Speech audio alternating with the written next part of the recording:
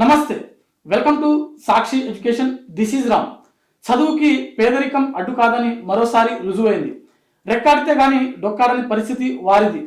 ఈ పూట పనిచేస్తే గాని మరో పూట గడవని పరిస్థితి ఆ కుటుంబానిది. ఒక్క మాటలో చెప్పాలంటే ఉండడానికి సొంత ఇల్లు లేదు. అలాంటి కుటుంబం నుంచి వచ్చి ఇటీవల తెలంగాణ పబ్లిక్ సర్వీస్ కమిషన్ విడుదల చేసినటువంటి గ్రూప్ 3 ఫలితాలలో రాష్ట్ర స్థాయి ర్యాంకు పొంది అసిస్టెంట్ ఆడిటర్ ఆఫీసర్గా ఎంపికైనటువంటి రంగ గారు మనతో ఉన్నారు. వారి మాటల్లో వారి యొక్క ప్రిపరేషన్ జర్నీ ఏ విధంగా కొనసాగింది, అదేవిధంగా పేదరికం నుంచి వారు ఎలాంటి ఇబ్బందులను ఎదుర్కొన్నారనే విషయాల గురించి వారి మాటలో తెలుసుకుందాము. నమస్తే సార్. నమస్తే అండి. ముందుగా ఒకసారి మీ కుటుంబ నేపథ్యం గురించి, అదేవిధంగా ఒకసారి మీ నేటివ్ ప్లేస్ గురించి చెప్తారా? తప్పకుండా అండి. నేను సూర్యాపేట జిల్లా మౌతి మండలం గోపితండ గ్రామానికి చెందినవాడిని.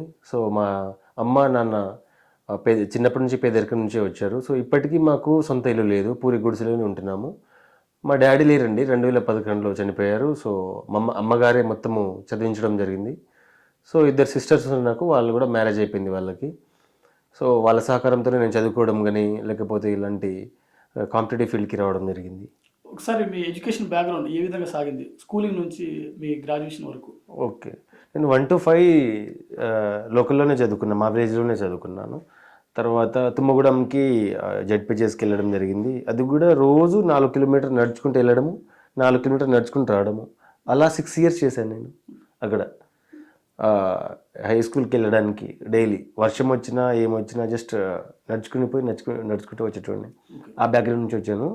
అలా చేస్తూ కూడా నేను స్కూల్ టాపర్ని వచ్చాను 10th క్లాస్లో. ఆ మండలం టాపర్ కూడా వచ్చాను ఆ టైంలో. 2011-12 బ్యాచ్ నాది. సో తర్వాత ఇంటర్మీడియట్ లోకల్ కాలేజ్లోనే చదివాను, ప్రైవేట్ కాలేజ్లో, but SVS junior college. So 10th వరకు తెలుగు మీడియంలోనే చదివాను, బట్ ఇంటర్లో ఇంగ్లీష్ మీడియంలో జాయిన్ అయ్యాను. సో కొంచెం డిఫికల్ట్ అనిపించింది స్టార్టింగ్లో, బట్ లాస్ట్లో కొంచెం పుంజుకునే టైంలోనే మా డాడీ చనిపోయారు 2013లో. అది కూడా బిఫోర్ 6 days ఎగ్జామ్ ఉన్నప్పుడే. అలా చదివాను.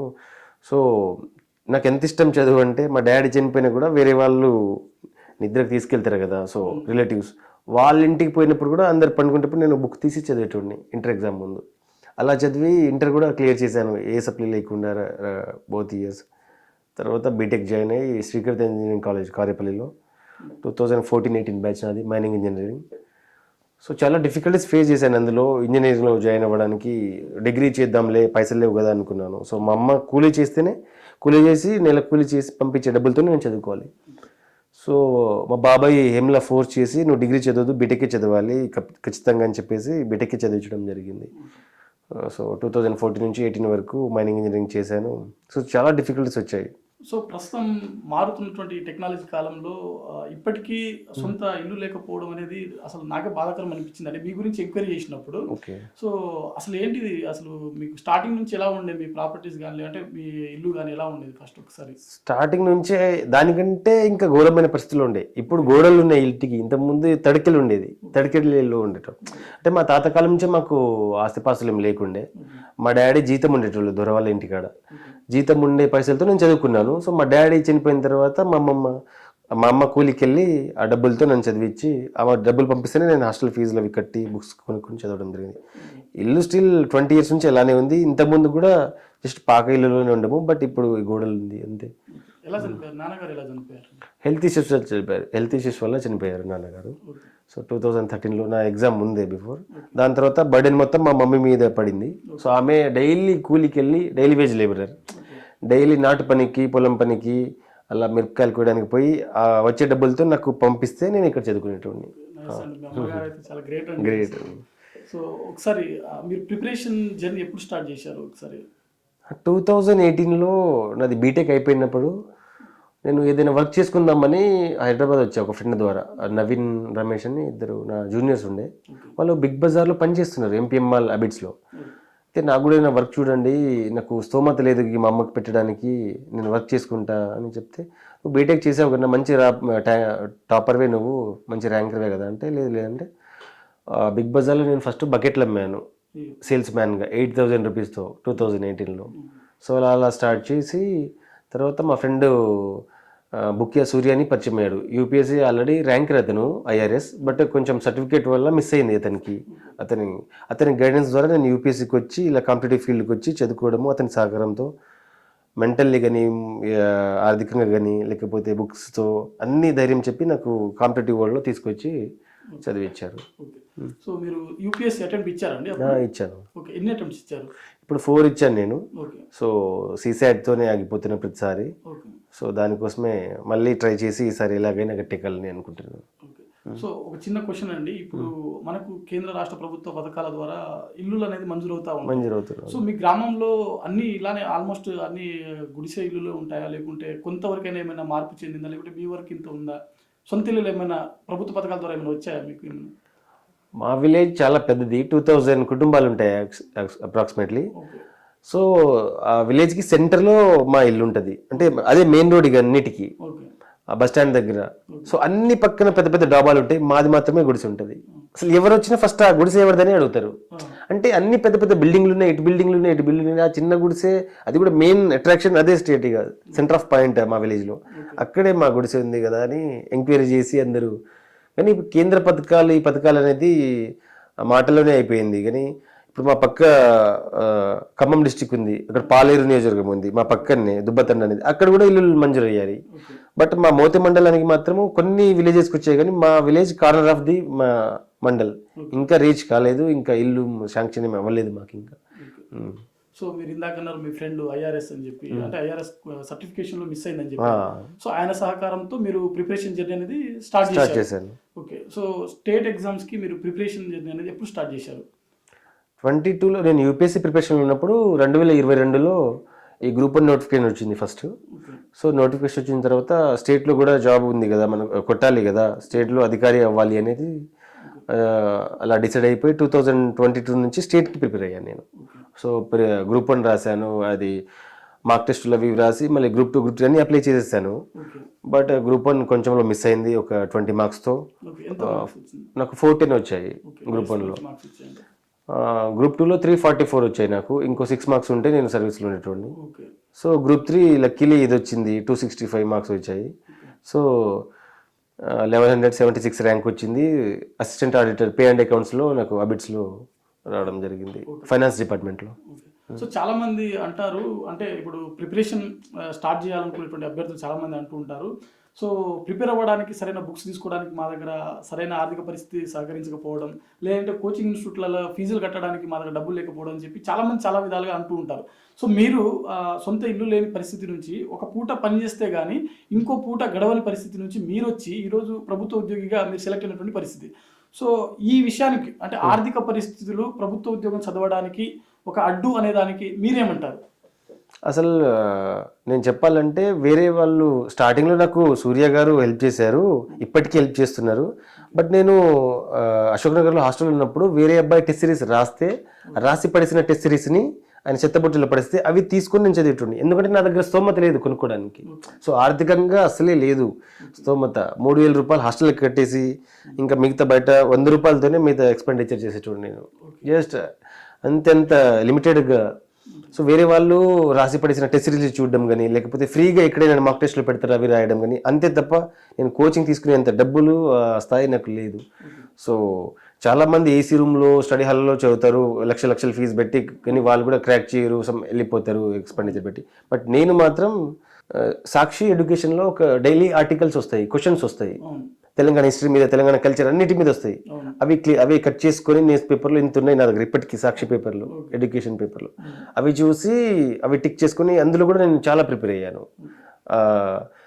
ఆర్టికల్స్ కానీ అవి చిన్న క్వశ్చన్లు అవి చూశాను. మళ్ళీ వేరే వాళ్ళు రాసిన టెస్ట్ సిరీస్లు ఫ్రీగా వచ్చి మాక్ టెస్ట్లు ఎక్కడైతే ఉంటాయి, లేకపోతే వేరే వాళ్ళు కొనుక్కునే వికాస్ బుక్ స్టాల్లో వెళ్ళి వేరే వాళ్ళు కొనుక్కొని అవసరం లేదని పడేసి అవి చూసి నేను అవి తీసుకొని చదివాను తప్ప కోచింగ్ తీసుకొని ఏదో మనీ పెట్టి టెస్ట్ సిరీస్ ఎక్కడ రాయలేదు నేను. సో పేదరికం అనేది చదువుకి అడ్డు కాదు చెప్పి మీ ద్వారా ప్రూవ్ అవుతుంది, మరోసారి ప్రూవ్ అయింది ఇప్పుడు. సో ఒకటే అండి, ఇప్పుడు మాకు ఇల్లు లేదు, మా డాడీ లేదు, మాకు సెంటర్ భూమి లేదు, మా అమ్మ కష్టపడితే కానీ నేను చదువుకోలేని స్థాయి నుంచి నేను కొట్టానంటే మీరు కూడా ఆలోచించండి. మీరు ఏ పొజిషన్లో ఉండి చదువుతున్నారు, ఏసీ రూమ్లో ఉన్నారా, లేకపోతే మీకు లగ్జరీ కార్లు ఉన్నాయి, ఇల్లు ఉన్నాయా, అలా కొట్టలేకపోతున్నారా, లేకపోతే నాకంటే పేదరికంలో మీరు ఉన్నారా అనేది మీరు ఆలోచించి నేనే కొట్టినప్పుడు మీరెందుకు కొట్టలేరు? ఖచ్చితంగా కొడతారు. సో కోచింగ్ విషయానికి వచ్చేసరికి ఇప్పుడు చాలామంది కోచింగ్ తీసుకోవాలా వద్దా అని చెప్పి ఆలోచిస్తూ ఉంటారండి. సో ఇప్పుడు మీరన్నారు అంటే మీకు మీ ఫ్రెండ్ సూర్య గారు ఇట్లా హెల్ప్ చేశారని చెప్పి. సో వాస్తవానికి చాలా మందికి కొంతమంది ఇప్పుడు ఫ్రెండ్స్ కూడా కొంతమందికి హెల్ప్ చేయలేని పరిస్థితిలో ఉంటారు. సో అలాంటి వారికి సో ఒక కోచింగ్ తీసుకోవాల్సినటువంటి అవసరం వస్తే అసలు తీసుకోవాలా వద్దా అంటే మీరేమంటారండి? మీకు డబ్బులు ఎక్కువ వాళ్ళు తీసుకుంటారు మ్యాక్సిమం, ఎందుకంటే తీసుకోవాలి కాబట్టి అని. లేని వాళ్ళు అది అవసరం లేదు. మీరు అప్పులు చేసి ఏదో బర్రెలు అమ్మేసి పొలాలు అమ్మేసి కోచింగ్కి రావాల్సిన అవసరం లేదు మీకు. ఎందుకంటే బుక్స్ అవైలబుల్ ఉన్నాయి.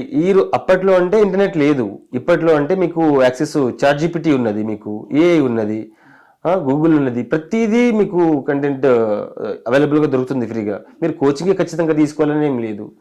యూపీఎస్సీ ర్యాంక్ 1 అబ్బాయి కూడా ఇప్పటిదాకా పాలిటీ బుక్ ఓపెన్ చేసి ఎప్పుడు చదవలేదు, ఓన్లీ ఆన్లైన్ ద్వారానే చదివి శుభం కుమార్ టాప్ 1 చేశారు. సో మీరు కూడా యాక్సెస్ మీ చేతిలో, ఆ రీల్స్ చూడడము, ఆ సినిమాలు చూడడం మానేసి ఒకసారి యూట్యూబ్లో సాక్షి ఎడ్యుకేషన్ లాంటివి కానీ ఇంకా వేరే ఏదైనా ప్లాట్ఫామ్ ఉంటే ఫ్రీ ప్లాట్ఫామ్ మీకు దొరుకుతాయి, సెర్చ్ చేయండి, ChatGPTని యూజ్ చేయండి, టెక్నాలజీ వాడుకోండి. ఈ రోజుల్లో కూడా ఇంకా బుక్స్ లేవని, పైసలు ఇవ్వని, లేకపోతే కోచింగ్ లేదని అలాంటివి ఏం అవసరం లేదు, టెక్నాలజీని వాడుకుంటే అయిపోతుంది. సో మీరు చెప్పారు ఇప్పుడు ChatGPTని కూడా వాడొచ్చండి. సో చాలా మంది మెయిన్స్ రాస్తున్నటువంటి యూపీఎస్సీ ఆస్పిరెంట్స్ చెప్తున్నటువంటి విషయాలు ఏంటంటే మేము ChatGPTని యూజ్ చేసుకొని మేము ఒక క్వశ్చన్ ఫార్మాట్ అనేది తయారు చేసుకున్నామని చెప్తున్నారు. సో అందులో ఎంతవరకు రైట్ ఆన్సర్స్ వచ్చేటువంటి అవకాశం ఉంటుంది అంటే డేటా అనేది మిస్ మ్యాచ్ అవ్వదా అందులో? లేదు, నేను కూడా ఇప్పుడు మెయిన్ స్ట్రెస్ రాస్తున్నాను నెక్స్ట్ IASలో యాక్చువల్లీ. బట్ ChatGPTలో నేను ప్రతి ఆన్సర్ ChatGPT నుంచే రాస్తున్నాను. 90% నాకు రిలవెంటే దొరికింది. ఏ బుక్ అంటే స్టాండర్డ్ బుక్స్ మనకు యూపీఎస్సీ బుక్స్ కంటే చాలా స్టాండర్డ్ ఇంకా బాగా కంటెంట్ రావడానికి ChatGPT చాలా మనకు తోడ్పడుతుంది, చాలా హెల్ప్ అవుతుంది. సో బుక్స్ విషయానికి వచ్చేసరికి ఒకసారి ఇప్పుడు మీరు బుక్స్ స్టాండర్డ్ బుక్స్ అన్నారు కదా, సో మార్కెట్లో మనకు చాలా నెంబర్ ఆఫ్ బుక్స్ ఉన్నాయి. ప్రతి ఇన్స్టిట్యూట్ వాళ్ళు ఇప్పుడు ప్రతి ఫ్యాకల్టీ తనకు ఒక పేరు, ఒక బొమ్మ పెట్టుకుని తన పేరు మీద ఒక మెటీరియల్ అనేది మార్కెట్లో రిలీజ్ చేస్తూనే ఉన్నారు. సో అసలు స్టూడెంట్స్ చదవడానికి స్టాండర్డ్ బుక్స్ అని అంటే మీరు చదివినటువంటి ఒకసారి లీస్ట్ ఏదైనా ఉంటే ఒకసారి చెప్పండి. నేను స్టేట్కి అయితేనే మన నేషనల్ టాపిక్స్ ఏమైనా ఉంటే నన్ను యూపీఎస్సీలోనే కవర్ చేసేసాను. నేను యూపీఎస్సీ సిలబస్తోనే వాటిని కవర్ చేశాను. సో మిగతా స్టేట్ వాటికి తెలుగు అకాడమీ బుక్స్ అవైలబుల్ ఉన్నాయి, మనకి న్యూస్ పేపర్ అవైలబుల్ ఉంది, న్యూస్ పేపర్ చదువుకోవచ్చు. దెన్ ఇప్పుడు తెలంగాణ మూమెంట్ అంటే PNR బుక్ ఉంటుంది కదా, సో అది చదువుకోవచ్చు. గ్రూప్ 2, గ్రూప్ 3 వాళ్ళు, గ్రూప్ 1 వాళ్ళు అయితే తెలుగు అకాడమీ బుక్ ఉంటుంది ఒకటి తెలంగాణ మూమెంట్కి, అది బెటర్ యూజ్ అవుతుంది. సో అలాంటి Telugu academy books mostly refer చేస్తే బెటర్, స్టాండర్డ్ సోర్స్ దొరుకుతుంది. మార్కెట్లో చాలా అవైలబుల్ ఉన్నాయి కానీ అవి ఇర్రిలవెంట్ కంటెంట్. పాలిటీ నేను లక్ష్మీకాంత్ చదువుతాం కాబట్టి వేరే అవసరం లేదు, యూపీఎస్సీ బ్యాక్గ్రౌండ్ నుంచి వచ్చాను కాబట్టి అదే చదువుతాను. సో తెలంగాణ మూమెంట్కి కొంచెం స్టార్టింగ్లో డిఫికల్ట్ అనిపించేది, బట్ కొన్ని క్లాసులు వినడం కానీ లేకపోతే యూట్యూబ్లో ఎవరైనా చెప్పేవాళ్ళు కానీ అలా చూసి PNR బుక్ సెలెక్ట్ చేసుకుని అందులో నుంచి చదివి ఈ గ్రూప్ 3 సాధించడం జరిగింది. సో మీరు గ్రూప్ 1 కూడా రాశారు. సో గ్రూప్ 1లో 410 వచ్చాయి మీరు. సో గ్రూప్ 1 విషయానికి వచ్చేసరికి ఇప్పుడు మీరు భవిష్యత్తులో కూడా మళ్ళీ రాస్తారు కాబట్టి మెయిన్స్ ఆన్సర్ రైటింగ్ విషయంలో ప్రిపరేషన్తో పాటు అంటే ప్రిలిమ్స్ కాకముందు నుంచి ప్రాక్టీస్ చేస్తే బాగుంటుందా, లేకుంటే ప్రిలిమ్స్ పాస్ అయిన తర్వాత ఆన్సర్ రైటింగ్ ప్రాక్టీస్ చేస్తే బాగుంటుందా? అసలు ఎలా చేస్తే ఎక్కువ స్కోర్ చేయడానికి అవకాశం ఉంటుంది? నేను అశోక్ నగర్లో ఒక 5 years నుంచి ఉంటున్నాను. నేను గమనించింది ఏంటంటే చాలా మంది నోటిఫికేషన్ వచ్చిన తర్వాత అశోక్ నగర్ షిఫ్ట్ అవుతారు.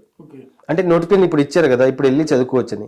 వాళ్ళు ఎప్పటికీ ర్యాంకర్లు కాలేరు, ఎప్పటికీ సక్సెస్ కాలేరు నా దృష్టిలో. ఎందుకంటే కోచింగ్ నోటిఫికేషన్ అనేది నెక్స్ట్ 2 years తర్వాత పడినా నువ్వు ఇప్పటి నుంచే స్టార్ట్ చేయాలి ఆ ప్రిపరేషన్ కంటిన్యూ చేస్తూ ఉండాలి. నోటిఫికేషన్ నీకు సంబంధం లేదు, ఎప్పుడైనా రాని, నువ్వు సిద్ధంగా ఉన్నావు లేదా అనేది చూసుకోవాలి నువ్వు ఫస్ట్ ఆఫ్ ఆల్. చాలా మంది నోటిఫికేషన్ వచ్చిన తర్వాత హాస్టల్స్ ఫిల్ అవ్వడం, కోచింగ్ సెంటర్లు ఫిల్ అవ్వడం చూస్తూ ఉంటాం మేము.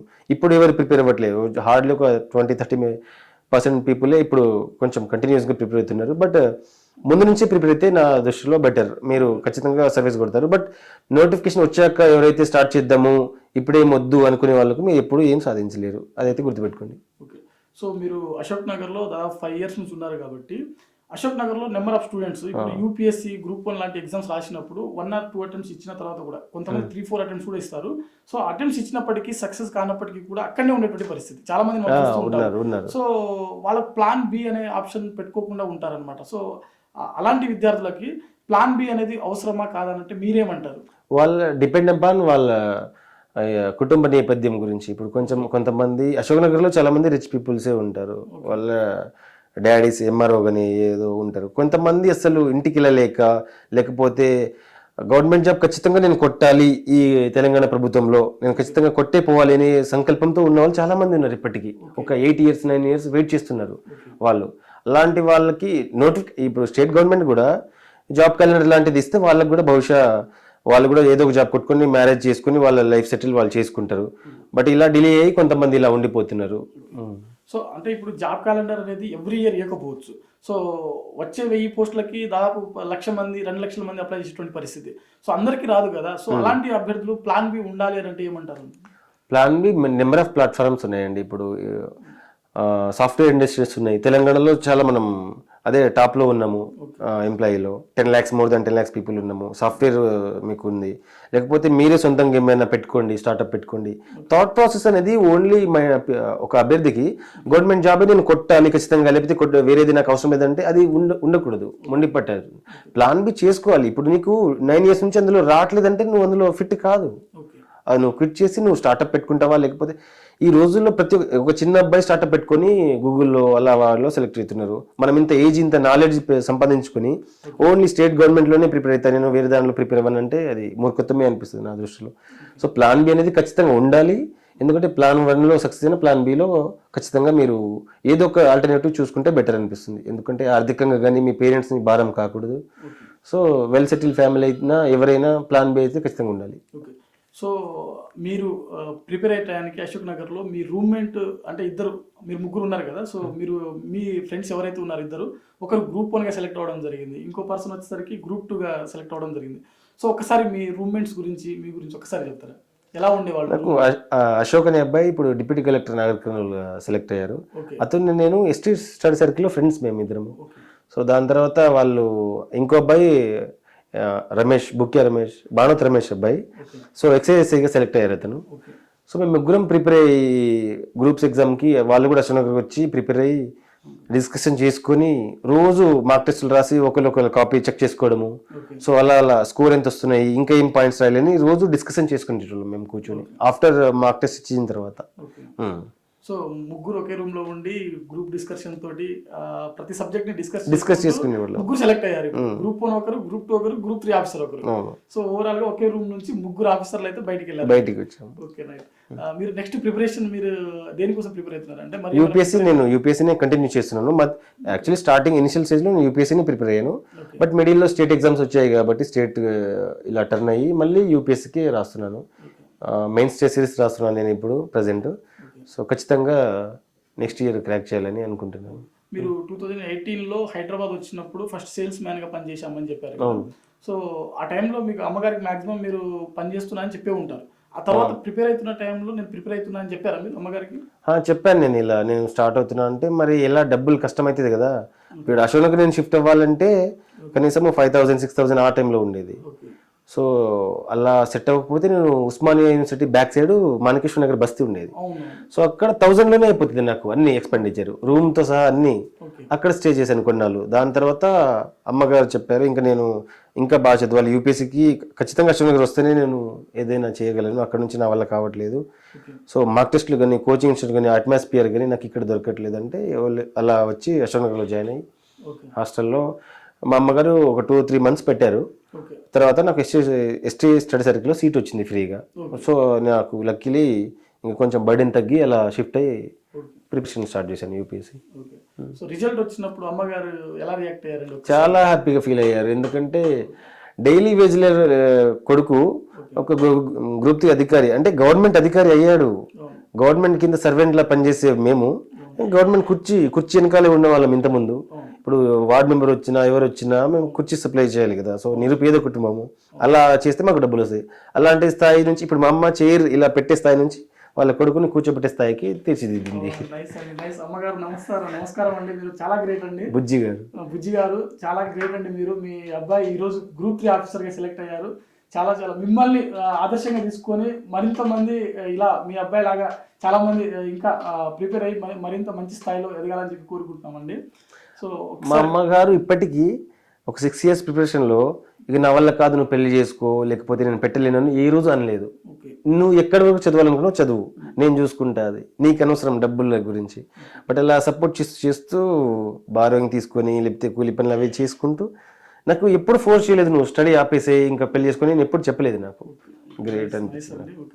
సో మనం గ్రూప్ 3 విషయానికి వచ్చేసరికి గ్రూప్ 3 గ్రూప్ 2 ఆల్మోస్ట్ రెండు సేమ్ సిలబస్ ఉంటుంది, కాకపోతే పేపర్లు వచ్చేసరికి అక్కడ 4 పేపర్స్ ఉంటాయి, ఇక్కడ 3 పేపర్స్ ఉంటాయి. సో సిలబస్ ని ఒకసారిగా మనం డివైడ్ చేసుకుంటే, పేపర్ల వారిగా డివైడ్ చేసుకుంటే మనం జాబ్ రావడానికి ఎక్కువ స్కోర్ పొందడానికి ఈజీ పేపర్ అంటే ఏమంటారు మీరు? తెలంగాణ మూమెంట్ పేపర్ 4 అంటాను నేను. అంటే గ్రూప్ 2కి. 3లో అయితే నేనైతే ఎకానమీలో ఎక్కువ స్కోర్ చేశాను. మరి డిఫరెంట్ పీపుల్కి ఎలా ఉంటుందో, కొంతమందికి పేపర్ 1కి ఎక్కువ వస్తుంది, కొంతమంది పేపర్ 2, కొంతమంది పేపర్ 3కి. మీకు అనిపించింది చెప్పండి అందువల్ల. ఎందుకంటే ఇప్పుడు చాలా మంది ఒక్కొక్కరికి పాలిటీ అంటే ఇష్టం ఉండొచ్చు, ఒకరికి ఎకానమీ అంటే ఇష్టం ఉండొచ్చు.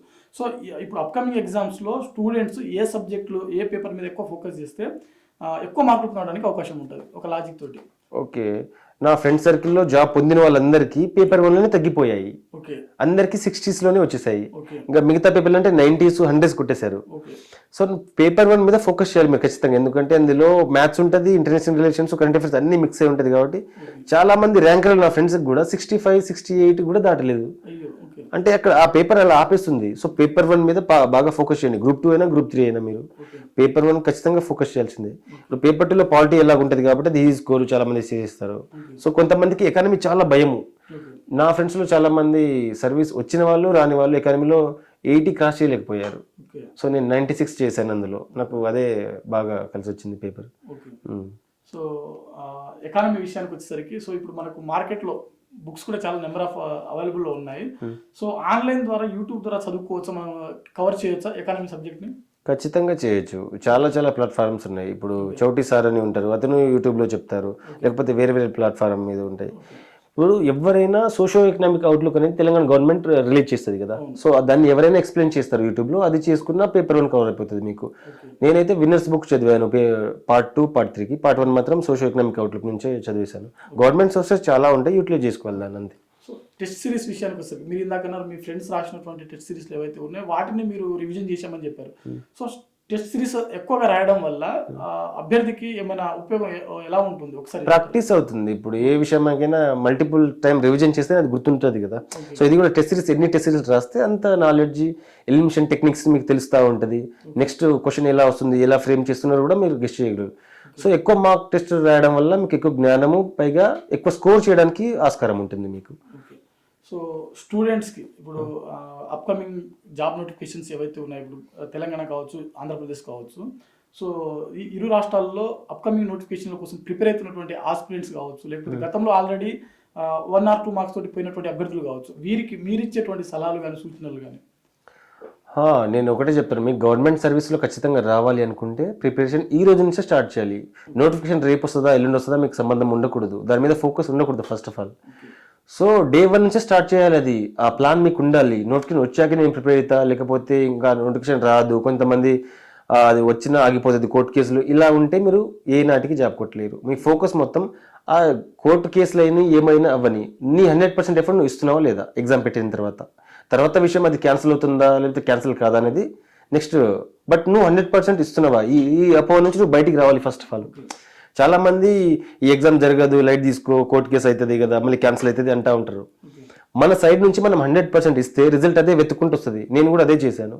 నేను జస్ట్ ఎగ్జామ్ రాసి వచ్చాను. చాలా మంది అన్నారు గ్రూప్ 3 రాస్తావు లేకపోతే అది క్యాన్సిల్ అవుతుందని. నేను వెళ్ళి రాసి వచ్చాను, నా పనిలో నేను ఉన్నాను, రిజల్ట్ అదే వెతుక్కుంటూ వచ్చింది నన్ను. సో మీరు ఫ్యూచర్లో ప్రిపేర్ అయ్యే వాళ్ళకి నేను ఒకటే చెప్తాను, కన్సిస్టెన్సీగా ప్రిపేర్ అవ్వండి దయచేసి. చాలా మంది చెప్తా ఉంటారు మీకు జాబ్ నోటిఫికేషన్ రాదు, క్యాలెండర్ రాదు, జాబ్ క్యాలెండర్ ఇవ్వరు, నోటిఫికేషన్ రావు, ఏదో వేరే ప్రైవేట్ సెక్టర్ వెళ్ళిపోండి అని చెప్తా ఉంటారు. మీకు నిజంగా ఫ్యాషన్ ఉంటే గవర్నమెంట్ సర్వీస్లో మీరు కంటిన్యూస్గా కన్సిస్టెన్సీగా ప్రిపేర్ అవ్వండి. ఖచ్చితంగా ఏదో రోజు మిమ్మల్ని ఆ జాబ్ వెతుక్కుంటూ వస్తుంది, మీరు పోవాల్సిన అవసరం లేదు. నేను ఒక నిరుపేద కుటుంబం నుంచి వచ్చి కొట్టానంటే అర్థం చేసుకోండి, మీరు కూడా ఖచ్చితంగా కొట్టగలరు. ఓకే, సో ఇందాక మీరు చెప్పినట్టు కన్సిస్టెన్సీగా ప్రిపేర్ అవ్వాలని చాలా మంది కొన్ని ఫ్యామిలీ ఇష్యూస్ ఉండొచ్చు, ఇంకొంతమందికి వేరే డేవియేషన్స్ ఉండొచ్చు. సో ఈ డీవియేషన్స్ నుంచి కంటిన్యూగా ప్రిపేర్ అవ్వడానికి అంటే మోటివేషన్ ఏమైనా అవసరమా అంటే మీరేమంటారు? మోటివేషన్ అంటే డిఫరెంట్ పీపుల్కి డిఫరెంట్ కైండ్ ఆఫ్ మోటివేషన్ ఉండేది. ఇప్పుడు నేను బిగ్ బజార్లో పనిచేసినప్పుడు సేల్స్ మ్యాన్స్గా నాకు 1 hour లంచ్ బ్రేక్ దొరికేది. ఆ 1 hourలో కూడా నేను తింటూ బుక్ చదివేటోడిని ఇలా. ఎందుకంటే నాకు ఆ 1 hour కూడా క్రూషియల్. ఆ డ్యూటీ తర్వాత కూడా నేను ప్రిపరేషన్ చేయాలి కదా. సో ఆ లంచ్ చేస్తూ కూడా నేను మెటీరియల్ చూసుకుంటే లంచ్ చేసేవాడిని. అంటే 1 hour కూడా వేస్ట్ అవ్వకూడదు అనేది. ఇప్పుడు చాలా మంది ఎంజాయ్ చేస్తున్నారు లేకపోతే ఏసీ రూమ్లో కూర్చొని చదువుతున్నారా లేదా అని వాళ్ళది పక్కన పెడితే కంటిన్యూస్గా ప్రిపరేషన్ స్టార్ట్ చేసి మీరు ఫోకస్గా చదివితే ఖచ్చితంగా కొట్టగలరు ఈ జాబ్ అయినా. ఓకే. సో మీరు మీ రూమ్మేట్స్ అంటే group 1 officer, group 2 officer, group 3 officer ఒకే రూమ్ నుంచి వచ్చారు కాబట్టి మీరు ప్రిపరేషన్ టైంలో కొంతవరకు ఇప్పుడు వీక్లీ కొంతమంది చిల్ అవ్వడానికి లేకుంటే స్ట్రెస్ రిలాక్సేషన్ కోసం బయట ఫ్రెండ్స్ సినిమాలు అవి ఇవి పోతూ ఉంటారు. సో మీరేం చేసేవారు? మేము ఇందిరా పార్క్ డైలీ వెళ్ళేటోళ్ళము, అంటే డైలీ కాదు వీక్లీ. మనము స్ట్రెస్ అయిన తర్వాత వెళ్ళి అలా వాక్ చేస్తూ డిస్కషన్ చేసుకునేటోళ్ళము ప్రతిదీ. సో ఈ టాపిక్లో నీకు ఎందుకు తక్కువ మార్క్స్ వచ్చినాయి, ఈ ఎకానమీలో నీ వీక్ ఉంది అని నేను ఒక అబ్బాయిని చెప్పడం, అబ్బాయికి ఏమో పాలిటీలో వీక్, నాకేమో వేరే సబ్జెక్టులో వీక్, అలా డిస్కషన్ చేసుకుని వీక్లీ బోర్ కొట్టినప్పుడు ఇందిరా పార్క్ వెళ్ళి ఎన్టీఆర్ స్టేడియంలో అలా డిస్కషన్ పర్పస్ కోసమే వెళ్ళి చేసుకునేటోళ్ళం అక్కడే డిస్కషన్. సో సార్ ఇప్పుడు గ్రాడ్యుయేషన్ డిగ్రీ కావచ్చు, బీటెక్ కావచ్చు, లేకపోతే కొంతమంది పోస్ట్ గ్రాడ్యుయేషన్ ఎంఎస్సీ చేస్తున్నటువంటి స్టూడెంట్స్ కావచ్చు. సో వాళ్ళు పోటీ పరీక్షలకి అంటే ఇప్పుడు ప్రభుత్వ ఉద్యోగాలకు ప్రిపేర్ అవ్వాలనంటే ప్రిపేర్ అవ్వచ్చా? ఒకవేళ ప్రిపేర్ అయితే సక్సెస్ అవ్వడానికి అవకాశం ఉంటుందా? రెండింటికి బ్యాలెన్స్ చేసుకోవడానికి అవకాశం ఉంటుందా? దేని కెపాసిటీ అండి, వాళ్ళ కెపాసిటీ బట్టి. ఇప్పుడు కొంతమంది బ్యాలెన్స్ చేసుకొని చదువుకోవచ్చు. ఇప్పుడు కొంతమంది స్టేట్ గవర్నమెంట్ ఎగ్జామ్ గ్రూప్ 1 పడినప్పుడు యూపీఎస్సీకి ఆల్టర్నేటివ్గా గ్రూప్ 1 కూడా చదివారు బ్యాలెన్స్ చేసుకొని. ఇప్పుడు ఈ డిగ్రీ పిల్లలు కానీ లేకపోతే ఇంటర్ ఇప్పుడు కోర్సులు ఉన్నాయి కదా, inter plus IAS, degree plus IAS అనేవి. సో మీ అకాడమిక్స్ని బ్యాలెన్స్ చేసుకుని చదవండి, ఖచ్చితంగా సక్సెస్ రేట్ అనేది depends upon you only. But ఆ కోచింగ్ ఇన్స్టిట్యూషన్ మీకు ఖచ్చితంగా జాబ్ తెచ్చి పెడుతుందని మీరు అనుకోకండి. బట్ ఎఫర్ట్స్ అనేది మీకు ఖచ్చితంగా ఉండాలి. ఆల్టర్నేటివ్ కూడా చదువుకొని సక్సెస్ కూడా అవ్వచ్చు. ఓకే. సో ఇప్పుడు వారితో పాటు సార్ డిగ్రీలు అయిపోయి కొంతమంది ఇప్పుడు లేడీస్ ఉమెన్స్ విషయానికి వచ్చేసరికి మ్యారేజ్ చేసుకునేటువంటి వాళ్ళు ఉంటారు. ఇప్పుడు మీరు గిరిజన కుటుంబం నుంచి వచ్చారు. చాలా వరకు గ్రామీణ ప్రాంతాల్లో మ్యారేజ్ అనేది ఎర్లీగా చేసేటువంటి కనిపిస్తుంది. సో గ్రాడ్యుయేషన్ కంప్లీట్ అయిపోయిన తర్వాత వాళ్ళు హౌస్ వైఫ్గా అంటే ఉండేటువంటి పరిస్థితి. అలా ఉండకుండా అక్కడ కూడా ప్రిపరేషన్ కొనసాగించవచ్చా అంటే మీరేమంటారు అలాంటి వారి కోసం? ఖచ్చితంగా కొనసాగించవచ్చు. మనం చాలా న్యూస్ పేపర్లో చూసాము, గ్రూప్ 2 అధికారులు, గ్రూప్ 1 అధికారులు. ఇప్పుడు రీసెంట్గా ఒక అమ్మాయి డిఎస్పీగా సెలెక్ట్ అయింది గ్రూప్ 1 తెలంగాణ స్టేట్లో. ఆమె గృహిణి, ఆమెకు 37 years ఏమో ఉన్నాయి, 2 పిల్లలు ఉన్నారు. ఆమె ఇంట్లో కూర్చొని చదివింది, ఎక్కడ ఏ కోచింగ్ తీసుకోలేదు, ఏ టెస్ట్ సిరీస్ తీసుకోలేదు. ఇంట్లో కూర్చొని డైలీ వారి కార్యక్రమంగా ఆమె. అలాంటి వాళ్ళని మీరు ఇన్స్పైర్గా తీసుకోండి. ఇప్పుడు నేను కూడా లాక్డౌన్లో మా గుడిసెలో కూర్చొని చదువుకుంటోని, పూరి గుడిసెలో కూర్చొని చదువుకునేటోళ్ళని. ఒకవైపు వర్షం కురుస్తుంటే ఒకవైపు ఆ బుక్స్ ఎక్కడ తడుస్తాయని భయంతో వేరే దగ్గర ప్లేస్లో పెట్టడం, అక్కడ కురిస్తే మళ్ళీ వేరే చోట అలా నెట్టుకొని రావాలి తప్ప, లేకపోతే నేను విలేజ్ నుంచి చదవలేను, నేను ఖచ్చితంగా సిటీకి వెళ్ళాలి, యశ్వనగర్ వెళ్ళాలి, లేకపోతే దిల్సుఖ్నగర్ వెళ్ళాలి అనే మైండ్ సెట్తో మీరు ఉండకూడదు. అది మీకు సక్సెస్ రేటు వస్తుందని మీరు భావిస్తున్నారు కాబట్టి మీ కుటుంబ నేపథ్యం చూసుకోండి. ఇంట్లో కూర్చొని కూడా ప్రిపేర్ అయ్యి సక్సెస్ వాళ్ళు చాలా మంది ఉన్నారు. నేను కూడా ఒక లాక్డౌన్లో చాలా వరకు ఇంట్లో కూర్చొని చదివాను. చాలా సక్సెస్ స్టోరీస్ ఇంట్లో నుంచే గృహిణులు కూడా చాలా మంది సక్సెస్ అయ్యారు, డిఎస్పీగా, డిప్యూటీ కలెక్టర్లో. సార్ మీ యొక్క ప్రిపరేషన్ జర్నీలో మీ ఫ్రెండ్స్ కానీ లేకుంటే మీ సిస్టర్స్ కానీ, 2 sisters అన్నారు, సో ఇంకా మీ రిలేటివ్స్ కానీ ఏ విధంగా హెల్ప్ చేశారు? మా డాడీ 2013లో చనిపోయిన తర్వాత మా యంగర్ సిస్టర్, అంటే ఎల్డర్ సిస్టర్కి అప్పటికి మ్యారేజ్ అయిపోయింది. సో యంగర్ సిస్టర్కి కాలేదు. సో యంగర్ సిస్టర్ డైలీ కూలికి వెళ్ళి ఆ డబ్బులతో నేను చదివించేది. ఆమె చెప్పింది, అన్నయ్య నేను చదువుకోను, నేను కూలికి వెళ్తా, నేను మా అమ్మ ఇద్దరం కూలికి వెళ్తాము, ఆ కూలి చేసే డబ్బులతో నువ్వు చదువుకో అని చెప్పేసి మా చిన్న సిస్టర్ చెప్పేవాళ్ళు. స్టిల్ ఇప్పటికి కూడా 2008 నుంచి ఇప్పటికి కూడా మా పెద్ద బావ వాళ్ళు, పెద్ద సిస్టర్ వాళ్ళే హెల్ప్ చేశారు ఆర్థికంగా కానీ లేకపోతే మోటివేషన్ కానీ. బట్ బుక్యా సూర్య గారు నాకు అప్పటి నుంచి ఇప్పటి వరకు నాకు మోటివేషనల్గా కానీ లేకపోతే సబ్జెక్ట్ పరంగా కానీ లేకపోతే ఏ విషయంలోనే హెల్ప్ చేసే వాళ్ళు ఉన్నారు. ప్రిపరేషన్లోనే ఉన్నారు అతను కూడా. సో పట్టు వీడకుండా ఖచ్చితంగా కొడతాననే ప్రిపరేషన్లోనే ఉన్నారు. సో అశోక్నగర్లో నా ఫ్రెండ్స్ ఉన్నారు, ఇప్పటికీ నన్ను హెల్ప్ చేసి మోటివేషనల్గా పుష్ చేసే వాళ్ళు ఉన్నారు. రమావత్, ఆనంద్ నాయక్, వసంత్, రవి, పావని, భాను, గణేష్ వీళ్ళు ఇప్పటికీ నన్ను హెల్ప్ చేస్తున్నారు ఏ విషయంలో అయినా. అది ఎడ్యుకేషన్లో అయినా కానీ లేకపోతే పర్సనల్ విషయాలు కూడా హెల్ప్ చేస్తూ ఉంటారు. సార్ మీరు ఖాళీ టైంలో అంటే ప్రిపరేషన్ టైంలో కాకుండా ఖాళీ టైంలో ఏం చేస్తుంటారు? మీ హాబీస్ ఏంటి సార్? నేను అప్పట్లో క్రికెట్ బాగా ఆడతాను యాక్చువల్లీ. ఎన్టీఆర్ స్టేడియంలో అప్పుడప్పుడు ఆడతాను. దెన్ ఎక్కువ ఇంటర్వ్యూస్ చూస్తాను నేను, బీబీసీ ఇంటర్వ్యూస్ కానీ లేకపోతే సాక్షి ఎడ్యుకేషన్ ఉంది, సాక్షి ఎడ్యుకేషన్లో సక్సెస్ స్టోరీస్ వస్తాయి, గ్రూప్ 1 గ్రూప్ 2 డిప్యూటీ కలెక్టర్లు ఇవి. ఈ సాక్షి ఎడ్యుకేషన్లో డైలీ ఒక ఇంటర్వ్యూ చూసుకోండి. అంటే నేను కూడా రేపు ఇలా ఇంటర్వ్యూ ఇవ్వాలి, గ్రూప్ 1 అధికారిగా అయ్యి ఖచ్చితంగా ఈ సాక్షి ఎడ్యుకేషన్లో వెళ్ళాలి అనేది నేను చూస్తూ ఉంటాను. ఇంటర్వ్యూస్ ఎలా సక్సెస్ స్టోరీస్, అంటే నాకంటే ఫస్ట్ ఎవరైనా ఉన్నారో ఫస్ట్ నేను చూసుకుంటాను. అంటే వాడు చేసినప్పుడు నేను ఎందుకు చేయను, వాడికి నేను కొంచెం బెటర్ కదా. ఇప్పుడు అస్సలు ఇల్లు లేని వాడికి కూడా వాడికంటే నాకు కొంచెం ఉంది, బట్ అలాంటి వాళ్ళ నుంచి నేను మోటివేషన్ తీసుకొని అలాంటి ఇంటర్వ్యూస్ చూస్తూ ఉంటాను సాక్షి ఎడ్యుకేషన్ టీవీలో. So thank you sir, thank you so much once again మా తరఫున అండ్ ఆడియన్స్ అందరి తరఫున కంగ్రాచులేషన్ సార్. మీకు మీ అమ్మగారికి కూడా మా తరఫున అందరి తరఫున ఒకసారి కంగ్రాచులేషన్స్ అమ్మా. సో మీరు మరింత అంటే భవిష్యత్తులో వస్తున్నటువంటి ఇటు గ్రూప్ 1 కావచ్చు, ఇతర పోటీ పరీక్షలు ఏవైతే ఉన్నాయో సరే, మీరు యూపీఎస్సీ కూడా ప్రిపేర్ అవుతున్నారు కాబట్టి అక్కడ సక్సెస్ అయిన తర్వాత మొదటి ఇంటర్వ్యూ మాకే మీకే ఇస్తాను. Thank you sir, once again congratulations. Thank you so much. So చూశారు కదా రంగ గారు, వారు కడు పేదరిక కుటుంబం నుంచి వచ్చి గ్రూప్ 3 ఆఫీసర్గా ఎంపికైనటువంటి విధానము, అదేవిధంగా పేదరికం అనేది ఆయనకు ఎలాంటి అడ్డు అనేది రాలేదని చెప్పి వారి మాటల్లో వారు చెప్పినటువంటి విధానము. సో ఈ మోటివేషన్ రిపీట్ సో ఈ వీడియో ఏదైతే ఉందో, ఈ కంప్లీట్ ఇంటర్వ్యూ ఏదైతే ఉందో, వారి యొక్క ప్రిపరేషన్ జర్నీ కావచ్చు, వారి కుటుంబ పరిస్థితులు కావచ్చు, పోటీ పరీక్షలకు ఇటు ఆంధ్రప్రదేశ్ కావచ్చు, ఇటు తెలంగాణ కావచ్చు, ఇటు యూపీఎస్సీ కావచ్చు, పోటీ పరీక్ష ఏదైనప్పటికీ ఏ పోటీ పరీక్షకు ప్రిపేర్ అయినటువంటి అభ్యర్థులందరికీ కూడా ఈ వీడియో అనేది ఒక మంచి మోటివేషన్ ఇస్తుందని చెప్పి మేము మనస్ఫూర్తిగా కోరుకుంటున్నాము. సో ఎవరైతే aspirants state government or central government ఎగ్జామ్స్కి ప్రిపేర్ అవుతున్నటువంటి ఆస్పిరెంట్స్ ఎవరైతే ఉన్నారో వారందరికీ కూడా వీరి యొక్క ప్రిపరేషన్ జర్నీ అనేది ఒక motivation. Thanks for watching. Thank you all.